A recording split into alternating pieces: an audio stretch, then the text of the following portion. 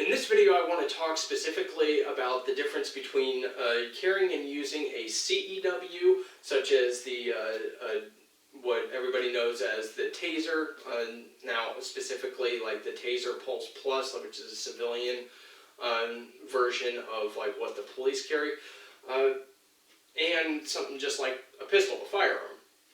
So, first off, there's two different things that a TASER can do for you, or specifically a CEW in general, one that, you know, can incapacitate somebody properly used.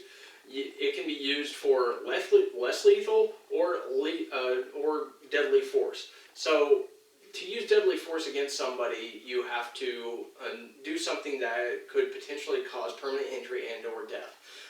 Now, it doesn't mean death. Everybody hears permanent injury and or death, and all they hear is death, and they think, oh, well, it's not going to kill them. Sure, but it can actually kill them. If somebody has a pacemaker or something, or whatever the case may be, a weak heart even, some people have died. There was a student who doused himself in gasoline. He got tased. The taser set him alight.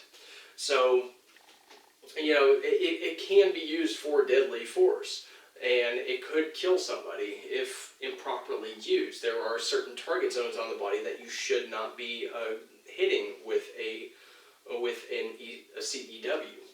Now, a firearm is pretty much always deadly force. It is always going to be considered deadly force, the potential to cause permanent injury and or death.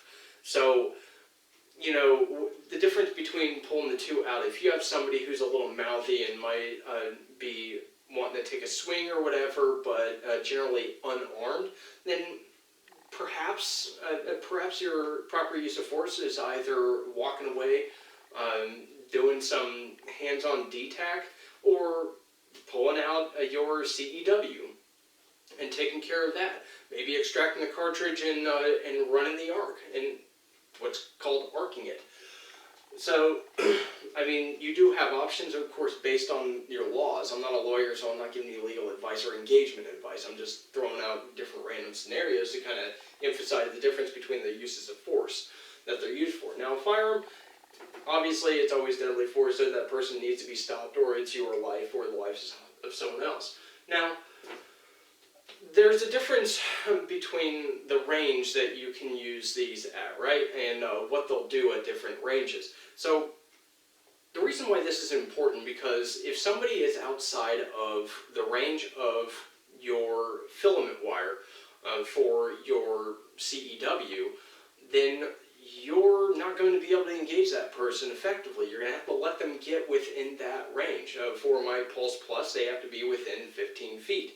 However, if they get too close, then you're going to have an ineffective deployment, and you're either going to have to connect or extend the circuit, or whatever the case may be. If you miss because you were too far out, you might have to actually complete the circuit, which means you are going to have to get hands-on with that person. Typically, a CEW, when properly deployed at a proper distance, it's not really all that finicky, but generally speaking, if you do it right, that person's going to be stopped in their tracks. And with a civilian model, you can get to a safe distance. You have that time. With 30 seconds is a long time to be locked up. 5 seconds is a long time to be locked up. Now, with a firearm,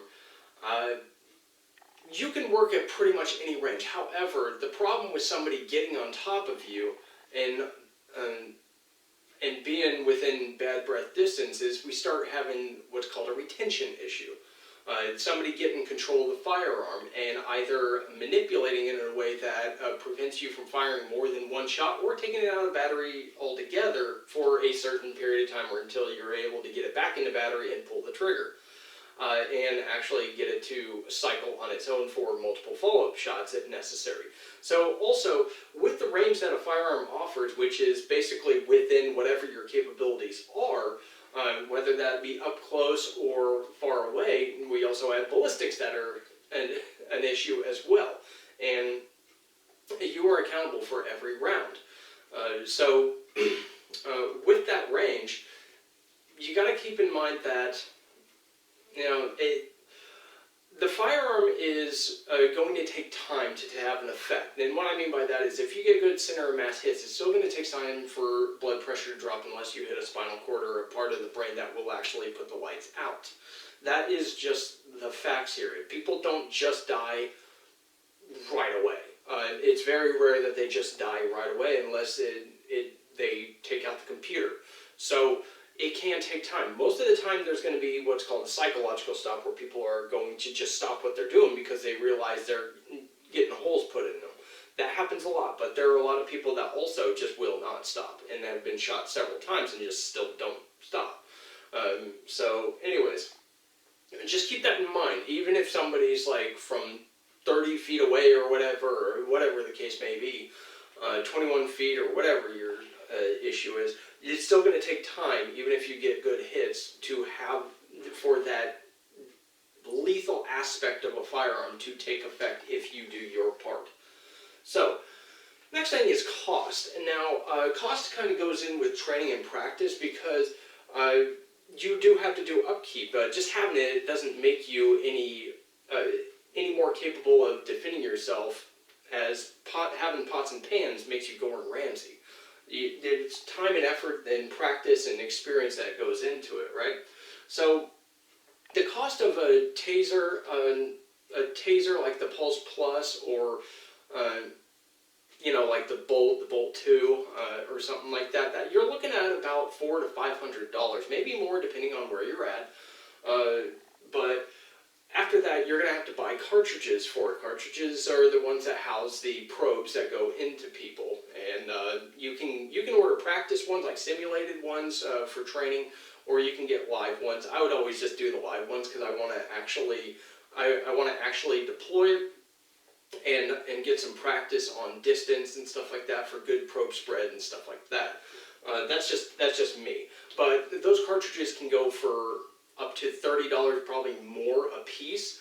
Now, if you compare that against like a firearm can cost anywhere from, like, if you were to get something like a Sky, you're looking at about like $200, maybe a little bit more in this day and age, but at the time of this video, about $200.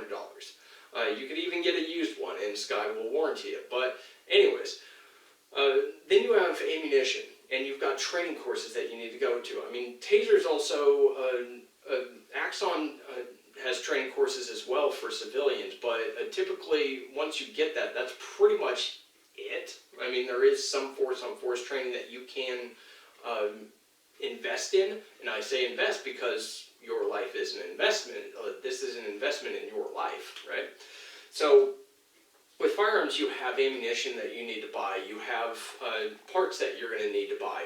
Typically, the only parts you're going to need for, like, the TASER Pulse Plus is cartridges and batteries. Now, for the most part, that's pretty much all you're going to need.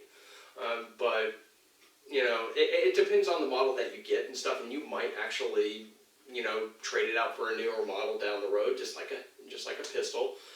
But for the most part, a CEW is going to be a CEW is going to be a CEW down the road, as long as it's capable of maintaining a charge and actually functioning properly, and you do the function checks as you're trained to do. So overall, I would say that the CEW is a little less expensive than a firearm. It's not more inexpensive than a firearm to make such a vast difference that it's going to be such a better cost savings and everything. It's just another tool in the toolbox. I'm not saying to replace a pistol.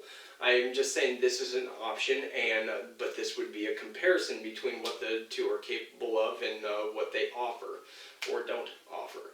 So anyways, I appreciate you guys watching this video. Go ahead and leave a comment below, and I'll see you in the next video on CEWs. And you guys have a good one.